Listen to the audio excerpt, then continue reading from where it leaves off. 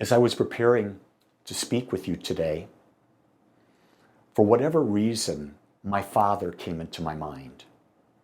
My father passed on April 1st, 2018, so about 2.5 years ago.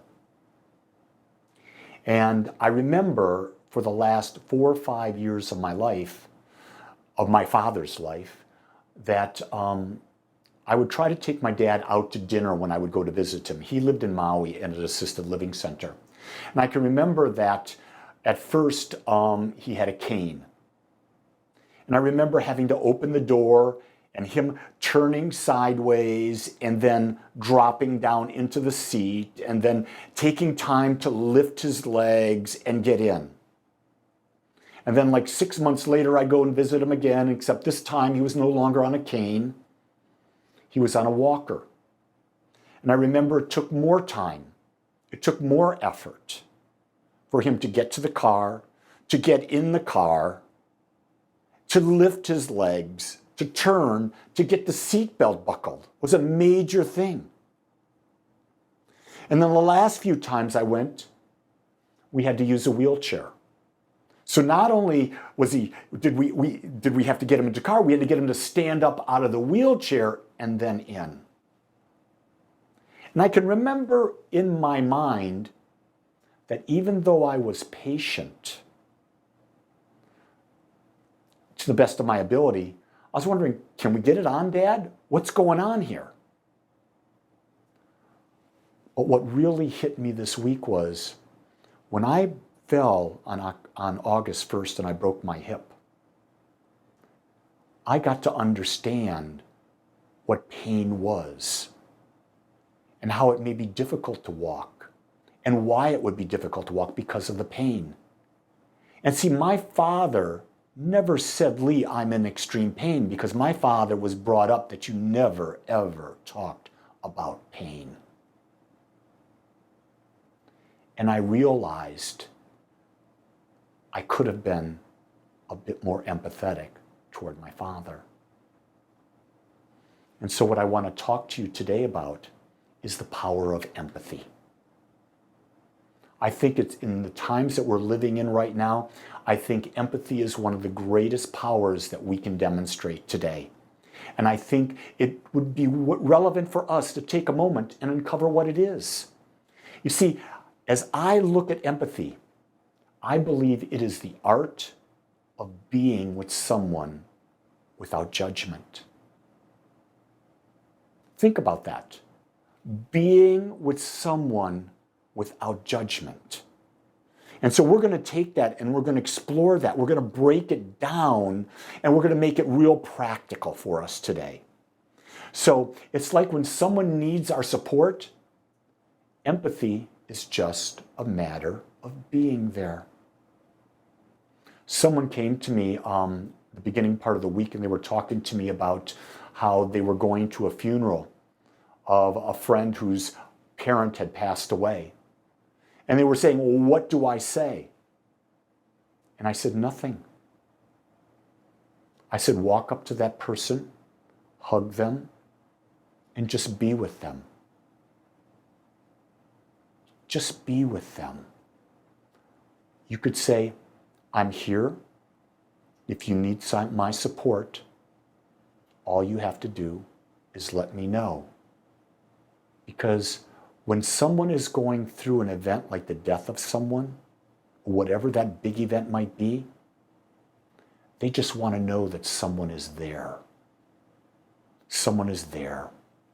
You see, because if you take that a little bit further, empathy is really about being a good listener. A listener is not offering opinions. A listener is not giving advice. A listener is not telling you what you should do. They're just listening. I had that experience yesterday. I went to a health and wellness fair here in the local area. And as I walked through, I found an individual that I had met. And this individual wanted to talk about what was going on in their life. What were they seeing in the world and all of that. And we spent probably 40 minutes talking. They talked, I asked questions. And when we finished, the individual looked at me and said, "Thank you for just listening. Thank you for listening to all my crazy thoughts." And I said to him, "You're welcome." I said, "What I've learned is when I'm open, I can listen to people who have different opinions, and it helps me question where I want to go. So by you sharing today allowed me to get clearer about where I want to be in the life." And you see, that clarity came not because I offered my opinion, not because I argued. I simply listened. If we take it even a step further, empathy is the ability to see a situation from the perspective of the other person. Realize that you may have 100 people watching the same exact event, and each of those people are going to have a different perspective. They're going to have a different experience of that exact same event, and they're watching the exact same thing because of the perspective from which they're coming from. So if you're dealing with someone in your life, a partner, a child, a parent, a friend, a work cohort, whatever it is, it behooves you to find out what's behind how they're looking at it. Ask questions about what influenced them to see it that way. Why are they seeing it that way? What's causing that perspective to come in? Rather than looking at it through the filters that you've built in your life. Because your filters and how you see the world are going to be different than anyone else's. But if you keep telling people through your filters what life is, there's no empathy. There's no connection. There's going to be a disagreement. That's what's happening in our political system right now. We're not willing to see empathy. The people on the right are not willing to be empathetic to the people on the left, and the people on the left are not willing to be empathetic on the people on the right. Right now, the people on the right say the people on the left, man, they're just socialist. They're just crazy. We can't go back to that. We've got to get personal responsibility in here. We need to disrupt the system. And the people on the right, they're saying just the opposite. Here's the thing that I understand about both sides. They're frustrated with what is. But they've been polarized to believe that one side is right and the other side is wrong. Where neither is right and neither is wrong. And maybe we need to find something that benefits everyone that's in the middle. I don't know, but I do know that being polarized is not empathetic, because you're not taking time to understand why an individual would vote one way or the other. Most of the time, if you're empathetic enough, you can ask the questions and ask, so what do you fear the most? Because if you ask what you fear the most, you're going to find their motivation. Why? Because 90% of people are motivated by fear. They are not motivated by the pursuit of joy, of happiness, of expansion. About 10% are motivated that way. Most people function by fear. So when you look at the political ads or any ads out there, they're all about fear, aren't they? The medical ads, the money ads, all of them. They're tapping into that fear. The question is, are you buying into that? And when you see others buy into that, are you empathetic to maybe why are they buying into that? You see, in order to be empathetic, we must empty our mind of our preconceived ideas, and we must listen to the perspective of the other person. But if we go in with our preconceived ideas, nothing's going to change. There will be no empathy. There will be judgment. There will be conflict. The idea is try to understand the other person. So when something's happening with a person, they come to you and they say, hey, I got this situation going on. Telling them to be strong or that they should be doing something different, that's not empathetic. If someone's parent dies and you say, hey, just be strong, suck it up, that's not being empathetic. You should be doing this, not that. That's not being empathetic. Love means to be empathetic. Why? Because love means non-judgment. Empathy and love both cannot have judgment involved for the quality to exist. Do you understand that? And yet, the thing we are most programmed to do in our lives is to judge. So it takes work to come out of that. It takes a lot of deep work. And here's the person you can work on: you, and only you. And that's what I understand right now. Through all of this, I understand that I cannot change another person. I cannot change my wife. I cannot change my sons. I cannot change my granddaughter. I can change Lee Wolak. So all the work I'm doing is about, how do I see life in empathy? How can I be more empathetic?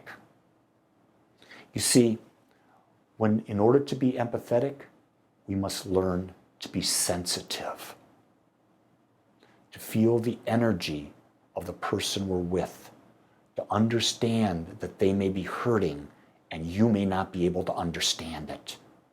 But sensitivity is key in this area. You see, one of the things that I've really come to understand is that meditation teaches us to be sensitive because we practice the art of being the observer. We scan our bodies in meditation. We observe our senses.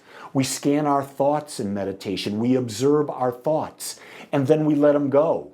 And when they come back, we're sensitive to the fact that they came back, and then we let them go.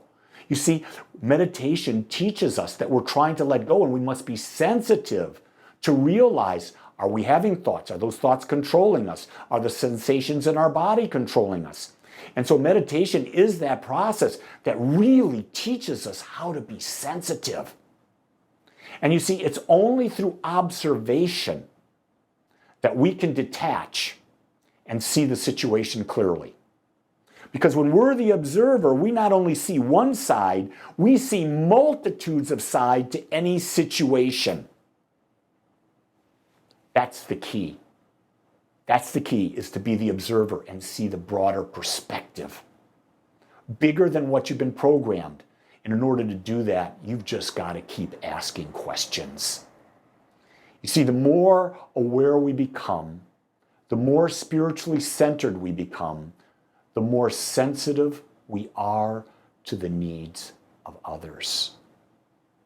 Because we do that because the more aware we are, we understand that we are all one.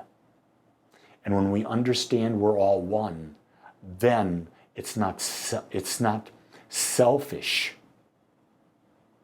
We become selfless, and we experience oneness with ourselves and with those in our lives.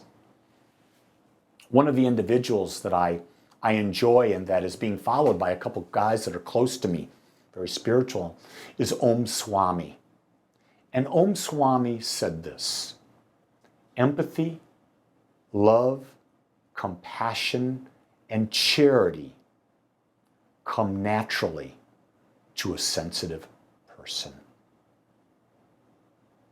Do you get that? When you're empathetic, it's natural when you're sensitive. When you feel and give and receive love, it's when you're sensitive. When you experience compassion, it's when you're sensitive. And when you give to support others in charity, you're sensitive. And here's the key thing: those are natural things to do. Watch any child that's still not programmed, and you'll see that they will be empathetic, they will be loving, they will be compassionate, and they will give because they're sensitive. We've got to reclaim that, because I think we've been programmed, we've been domesticated by life to desensitize. My parents said to me, "Stop crying, be a man. Suck it up, Lee. Let it go. Why are you thinking about that? Forget it, move on." I got that over and over and over again. And my life now is about reprogramming myself. And you see, the power is in us to do that. If the power is in me, rest assured the power is in you, because each of us is a whole and perfect individualization of what we call the infinite. God, infinite mind, divine intelligence, whatever you want to call it, it doesn't matter. We all come from oneness. We are oneness. And when we realize that, it's easy for us to be sensitive. So today, I invite you to be empathetic and make that a quality that you think about every time you interact with any person in your life. I promise you, if you do that, your life will be enriched, you will be loving, and you will be loved. And there's no better way than to experience that form of love that we call agape. I want to thank you for joining us today. I'm so grateful that you took your time to watch or listen to this message. If you found this message beneficial, I would ask that you go to our website, agapecsl.com. Once there, click on the donate button and experience the joy of conscious and purposeful giving. Or if you would like, text your gift by simply dialing 972-532-6976. It is through your gifts that we are able to bring this message to you in the world. I would ask that if you like this message, to please subscribe to my YouTube channel under my name, Lee Wolak. Again, I want to thank you for joining me in the Agape community as we learn how to better self-love through conscious living.